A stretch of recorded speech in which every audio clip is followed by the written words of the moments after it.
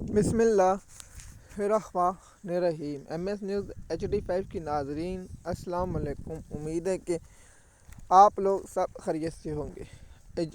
آج کا جو مین ٹاپک ہے کہ میری لاش جیل سے نکل سکتی ہے، میں عمران خان صاحب کو دھوکہ نہیں دے سکتا، یہ کہا ہے کہ عمر سرفراز چیمہ نے۔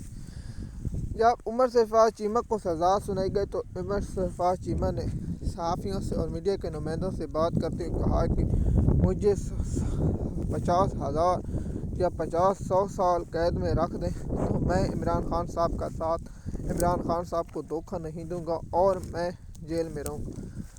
عمر سرفراز چیمہ نے کہا کہ میری لاش جیل سے نکلے گی اور میری لاش ہی جیل سے جائے گی، لیکن میں ایسے نہیں نکلوں گا۔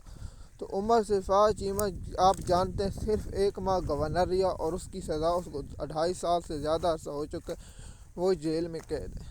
آپ کو معلوم ہوگا 11 یا 12 مئی کے قریب 2023 میں اس کو گرفتار کیا گیا۔ اب تو 3 سال اور پاکستان کی گھٹیا عدلیہ اور پاکستان کی بدماش عدلیہ جو PCO کے جج ہیں وہ لوگ وہاں قابض ہیں۔ جیسے کہ آپ جانتے ہیں کہ آپ لوگوں کو ہم نے اس ٹاپک پر بتایا ہے، اور دوسری یہ چیز ہے کہ عمران خان صاحب اور جو چھوڑ گئے 9 مئی ان پر کیس نہیں بنا، لیکن پاکستان کے جو اور اسٹیبلشمنٹ کے ملٹری کے جو پالتو جانور ہیں وہ روزانہ آ کر TV پر پاکستانی قوم کو دھمکی دے رہے ہیں۔ مجھے یقین ہے جب پاکستان کی عوام نکلے گی سب سے پہلے یہی بلوں میں جائیں گے اور پاکستانی قوم سے یہ معافیاں مانگتے پھریں گے۔ تو MS نیوز کی ناظرین، جو ہائی کورٹ ہے وہ بھی سماعت نہیں مقرر کری، اور 9 مئی کے کیس کیا ہو رہے ہیں، کیا 9 مئی کے کیس کو مکانا اس لیے کہ اب 9 مئی کا ڈرامہ ختم کیا جائے۔ اور میں حیران ہوں، 9 مئی کو پاکستانی قوم نے 8 فروری کو ان کو بتایا تھا ہم تمہاری 9 مئی کے بیانیے کے اوپر موترتے ہیں اور پیشاب کرتے ہیں۔